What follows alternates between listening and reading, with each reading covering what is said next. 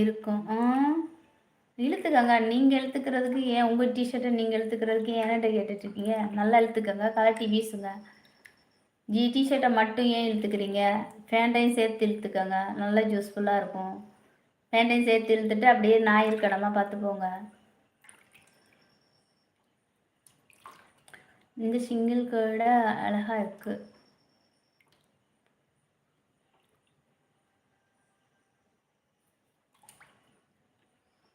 நீங்கள்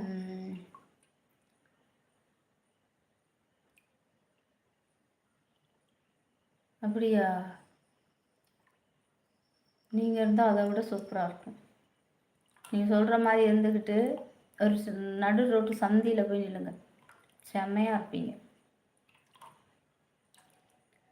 உங்களை